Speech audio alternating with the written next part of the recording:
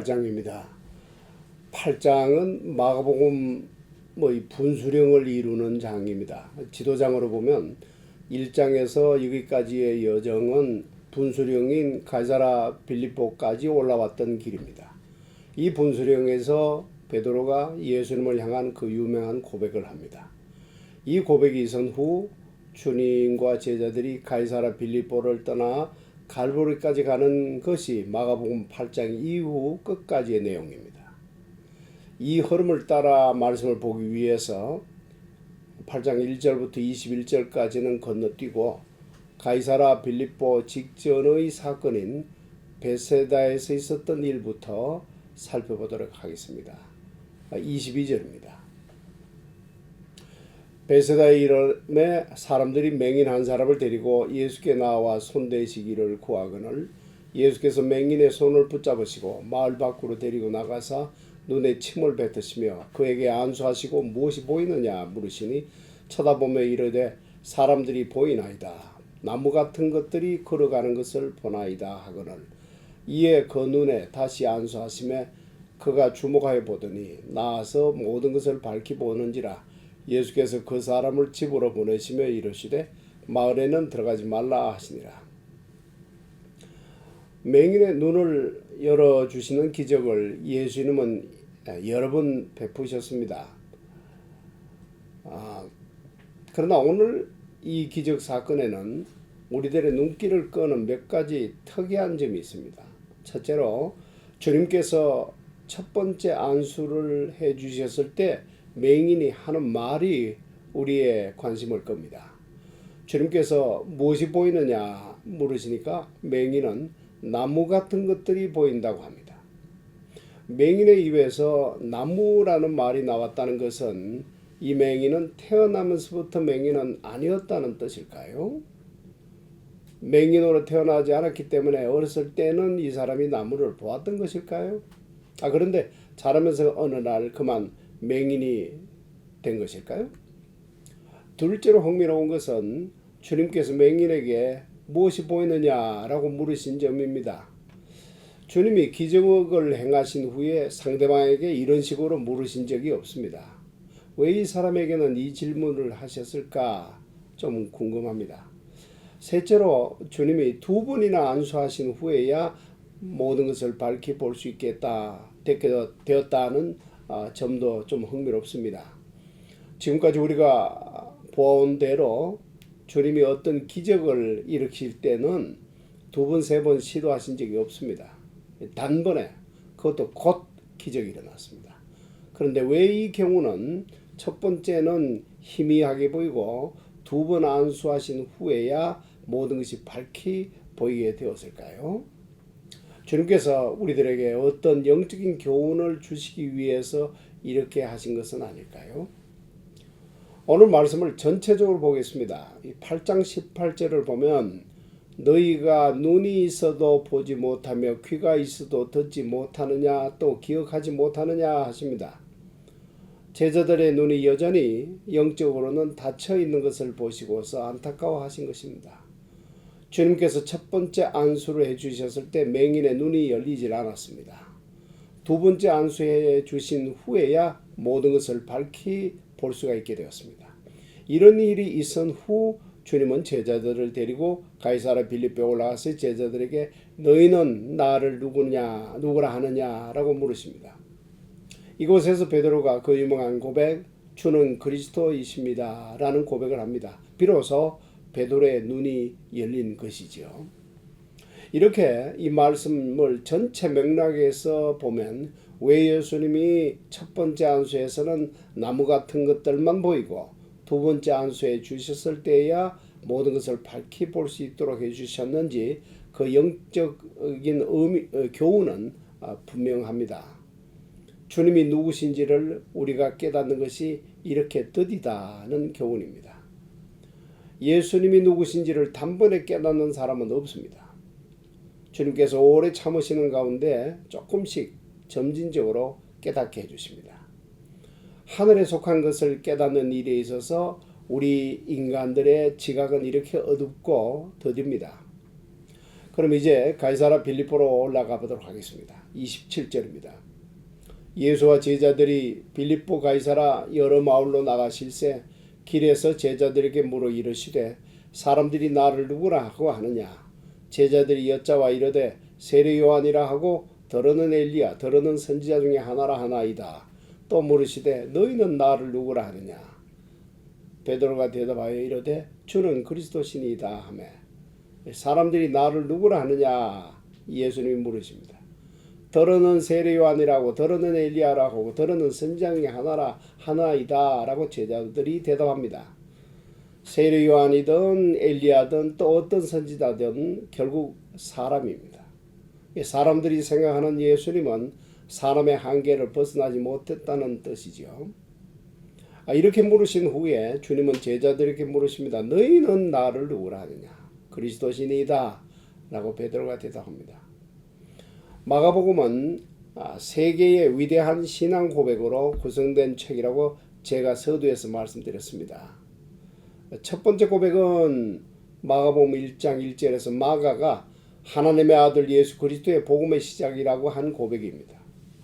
세 번째 고백은 마가복음 15장에서 갈보리에서 백부장이 한 고백, 정령 이는 하나님의 아들이로다 라는 고백입니다.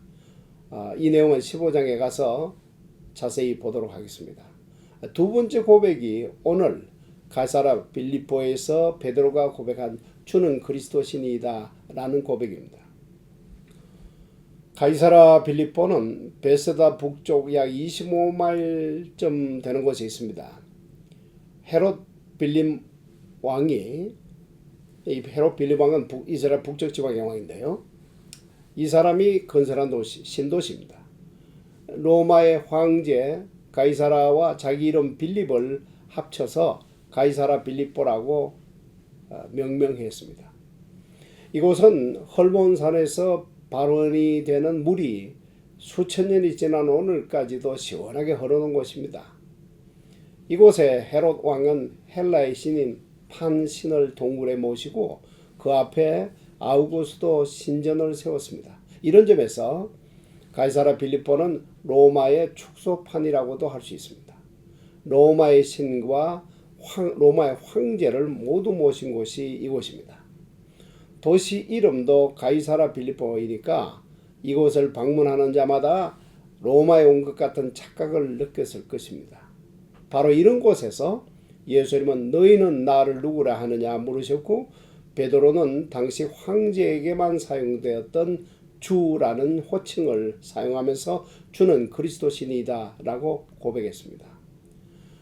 너희는 나를 누구라 하느냐 라는 주님의 질문과 주는 그리스도시니이다 라는 베드로의 고백이 어디에서 있었던 것인가를 항상 기억해야 합니다. 너희는 나를 누구라 하느냐 라는 주님의 질문이 그저 따뜻하고 아늑한 예배당 안에서 하신 것이 아니지요. 주는 그리스도시니이다 라는 베드로의 고백도 집에 있는 푹신한 소파에 앉아서 한 것이 아닙니다. 너희는 나를 누구라 하느냐 라는 질문과 주는 그리스도시니이다 라는 고백은 로마 제국 앞에서 한 것이었다는 것을 결코 잊으면 안 됩니다. 그런 곳에서 너희는 나를 누구라 하냐 라고 주님이 물으신 것은 주님은 로마 황제 이상의 분이라는 것을 주님 스스로 증거하신 것입니다. 또 그런 곳에서 베드로가 주는 그리스도시니이다 라고 고백한 것은 로마의 황제도 무섭지 않다는 아주 겁없는 고백입니다. 오늘 우리들의 신앙 고백이 너무 가볍다 싶지 않습니까? 30절 이에 자기의 일을 아무에게도 말하지 말라 경고하시고 베드로의 그 고백 직후에 주님이 서둘러 경고하신 이유가 있습니다. 예수님이 그리스도라는 것이 세상에 알려지는 것은 그리스도가 죽으시고 다시 살아나신 후라야 하기 때문입니다. 31절 인자가 많은 고난을 받고 장로들과 대제사장들과 서기관들에게 버림받아 죽임을 당하고 사흘 만에 살아나야 할 것을 비로소 그들에게 가르치시되 드러내놓고 이 말씀을 하시니 베드로가 예수를 붙들고 항변하며 예수님은 자신을 지칭하실 때 주로 인자라는 말씀을 사용하셨습니다. 이 말씀의 의미를 가장 분명하게 설명해 주는 성경 구절이 다니엘서 7장 13절 14절입니다.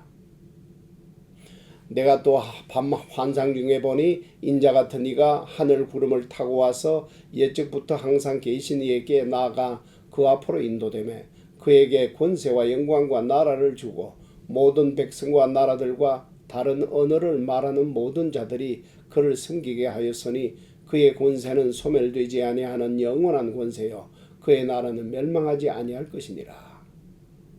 이 말씀 중에서 옛적부터 항상 계신 이는 성부 하나님입니다. 인자 같은 이는 성자 예수님입니다.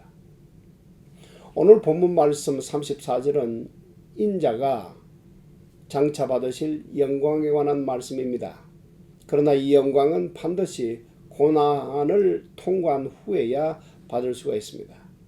이 고난에 대해서는 이사야서 53장과 시편 22편에서 아주 구체적으로 말씀해 주고 있습니다. 이 고난을 주님이 가이사랴 빌립보에서 제자들에게 들려주시는 내용이 오늘 본문인 8장 31절 이하의 말씀입니다.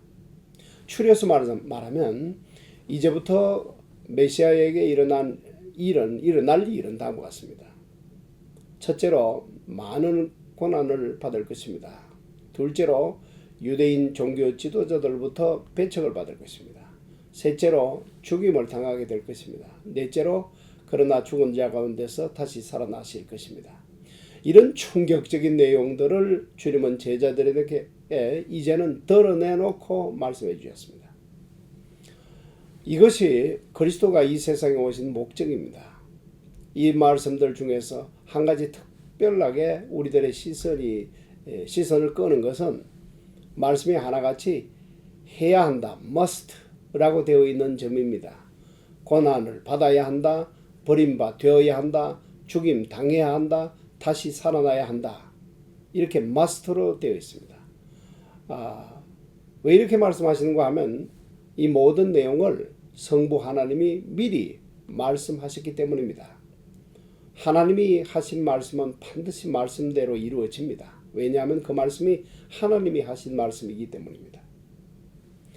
부활하신 후 예수님은 엠마오로 가는 두 제자들에게도 해야 한다, must라는 말씀을 해주셨습니다.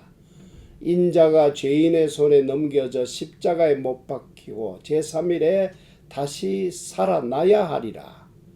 이 말씀에서도 살아나야 하리라, must라고 하신 것은 그렇게 되도록 하나님이 미리 말씀하셨기 때문입니다.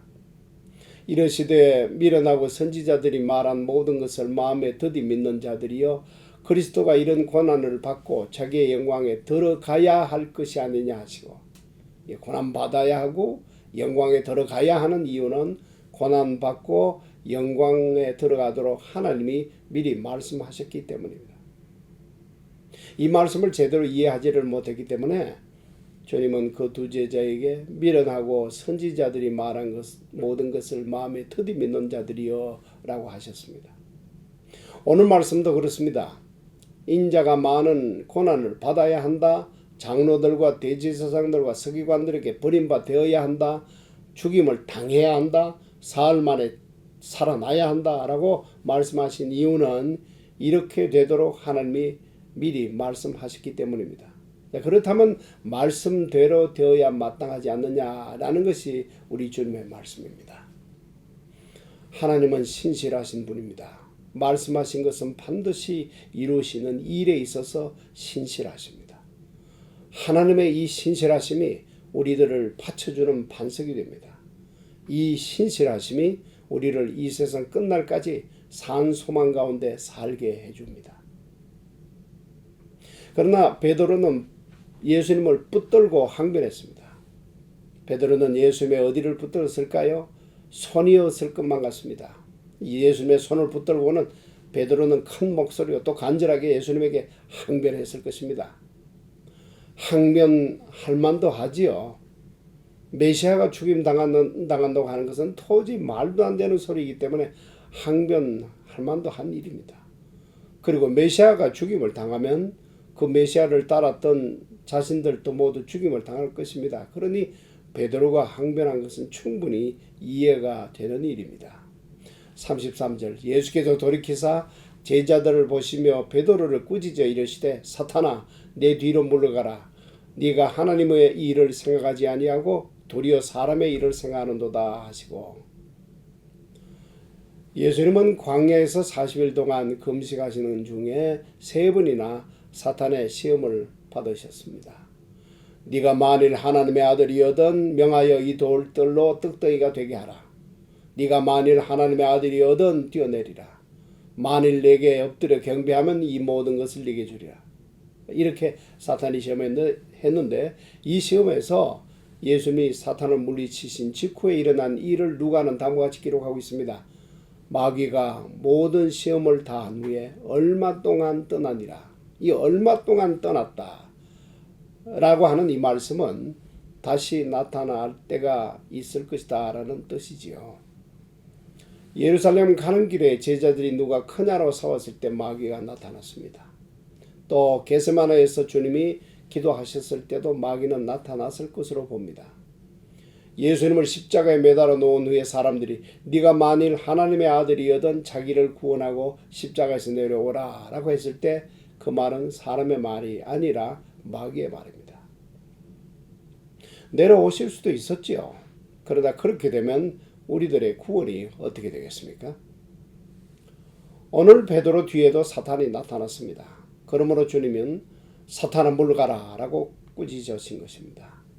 네가 하나님의 일을 생각하지 아니하고 도리어 사람의 일을 생각하는도다. 이 말씀에서 예수님은 2가지를 말씀해 주십니다. 하나님의 일, 사람의 일, 이 2가지를 말씀해 주십니다. 우리의 마음에서 일어나는 생각들이 대단히 많습니다. 너무나 많아서 우리 말에 5만 가지 생각이라는 말이 있을 정도입니다. 그러나 정리해보면 결국 둘 중 하나입니다. 하나님의 일, 사람의 일, 둘 중 하나입니다. 우리가 매일 우리 마음 안을 들여다보면서 스스로 질문해야 합니다. 내 마음은 지금 어디에 있는가? 나의 주요 관심사는 무엇인가? 나는 이 세상의 일에 몰두하고 있는가? 아니면 하나님의 일에 몰두하고 있는가? 먼저 하나님의 나라와 그의 의를 먼저 구하고 다른 모든 것은 하나님의 뜻대로 하나님께 맡기고 있는가? 아니면 그보다 더 우선순위가 있지 않는가? 또 어떤 야망이나 이 세상에서 이루고 싶은 어떤 목표 달성을 위해서 나의 모든 것을 다 소진하고 있지는 않는가? 34절입니다. 무리와 제자들을 불러 이르시되 누구든지 나를 따라오려거든 자기를 부인하고 자기 십자가를 지고 나를 따를 것이니라. 이 말씀이 무리와 제자들이라고 시작되고 곧이어 누구든지라고 하신다는 것을 주목하시기 바랍니다. 우리는 흔히 교인들을 신도와 성도로 나눕니다. 그렇게 구분해 놓고는 신도에게는 가벼운 말씀, 성도에게는 좀 무거운 말씀을 들려주고 싶어 합니다. 그러나 오늘 주님의 말씀에는 그런 구분이 없습니다. 누구든지라고 하셨으니 예외도 없고 구분도 없습니다. 예수 믿고 예수 따르기로 한 모든 크리스찬들에게 들려주시는 한 가지 말씀입니다. 자기를 부인한다는 말씀은 무슨 뜻일까요? 조금 전에 주님이 베드로에게 너는 사람의 일을 생각한다고 꾸짖으신 것은 베드로가 자기를 부인하지 못했기 때문입니다. 자기 부인이란 무슨 뜻입니까? 자기 셀프라는 말은 거듭나지 못한 옛 사람입니다. 타고난 성품대로 살아가는 사람입니다. 아주 이기적이고 자기중심적입니다. 자기 권리를 포기하지 못하고 자기 주장이 셉니다. 어린아이들의 모습에서 가끔 이 모습을 찾아볼 수가 있죠. 형은 먹을 것을 받았는데 동생은 아직 받지 못했다고 하면 동생은 악을 쓰며 울 것입니다. 받아야 할 자기의 권리가 주어지지 않았기 때문에 보이는 지극히 자연스러운 태도입니다. 이것이 자기입니다. 이 자기를 포기하는 것에서 따르는 고통이 자기 십자가를 지는 고통입니다. 자기 권리를 주장할 때와 자기 권리를 포기해야 할 때 어느 쪽이 더 고통스러울까요? 결국 동생이 마침내 자기 것을 받았습니다. 악을 쓰고 운 결과 동생도 그 귀한 자기 권리를 획득할 수가 있었습니다. 그런데 이걸 다시 내어놓으라고 한다면 순순히 동생이 말을 들을까요? 절대로 안 들을 겁니다. 자기 권리를 포기하는 것은 자기 권리를 주장하는 것보다 더 어려운 일입니다. 제가 지금 어린아이들 이야기하는 것이 아니죠. 저를 포함한 우리 인간 전체를 두고 하는 말입니다.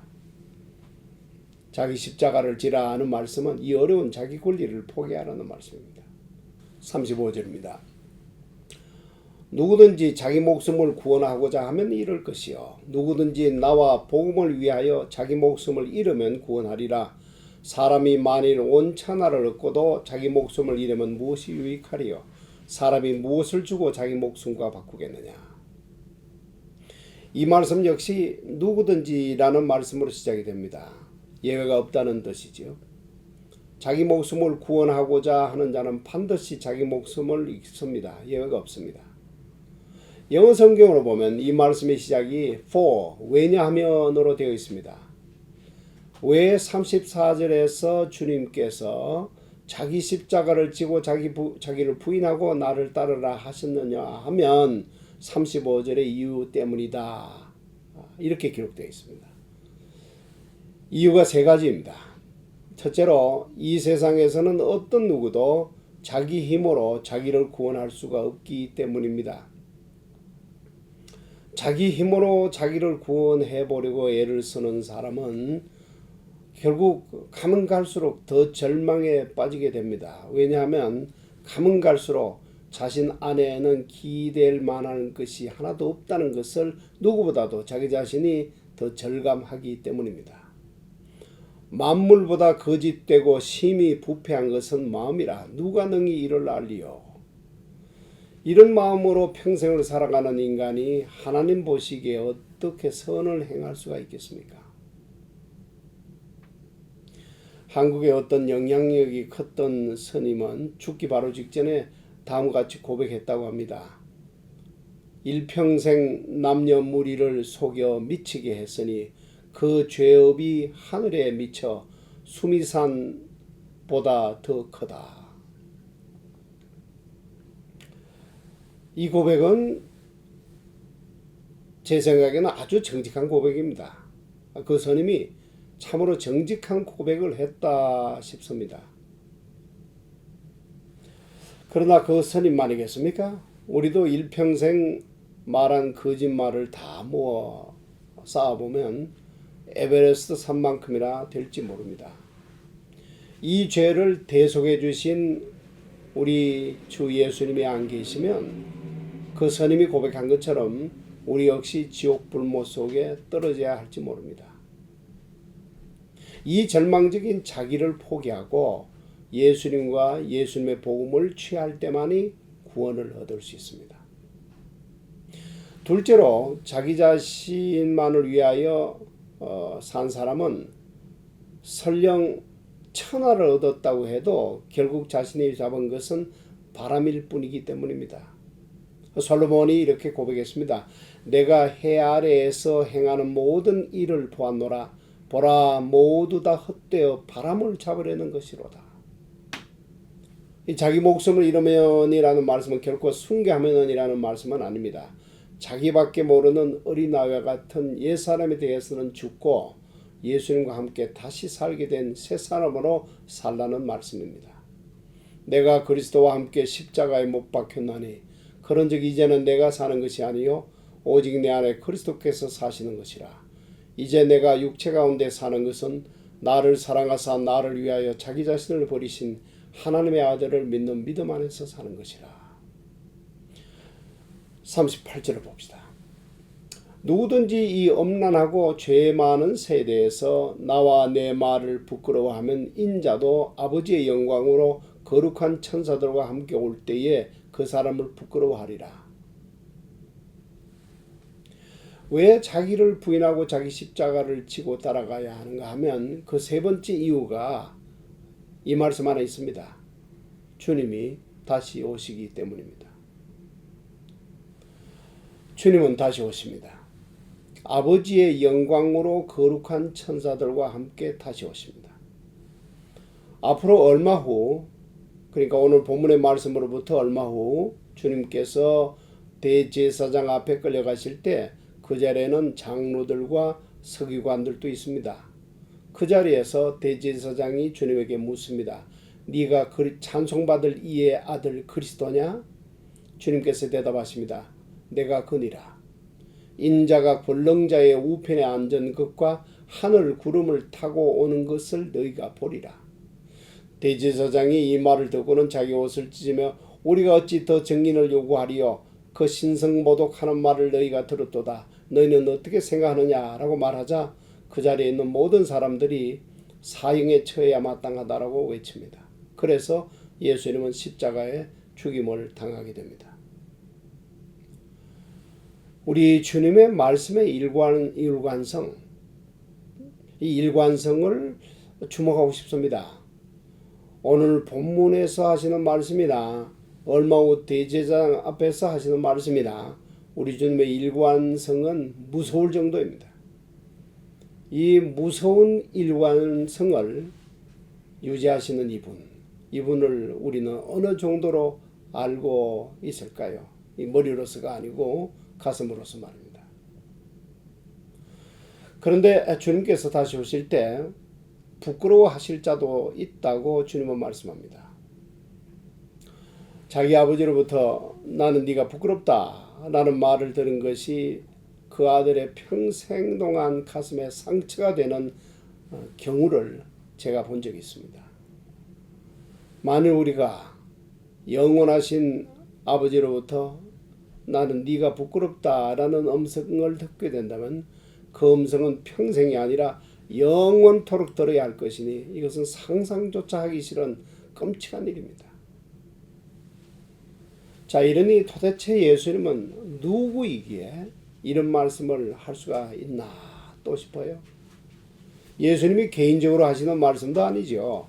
아버지의 영광으로 올 때라고 아버지 하나님을 보증인으로 세우시면서까지 하시는 말씀입니다. 이 아버지 하나님은 예수님이 요단강에서 세례받으셨을 때 이는 내 사랑하는 아들이라는 음성을 들려주시던 바로 그 하나님입니다. 또 변화산에서도 예수님을 가르치시면서 이는 내 사랑하는 아들이라고 하신 그 하나님입니다. 이런 하나님을 보증인으로 내세우시면서 예수님이 이 말씀을 하십니다. 자, 이 정도면 이제는 우리도 확실하게 대답할 수 있어야 하지 않겠습니까? 너는 나를 누구라 하느냐라고 물으시는 예수님 앞에서 이제는 분명하게 대답할 수 있어야 하겠습니다. 진정으로 예수님은 당신에게 누구입니까?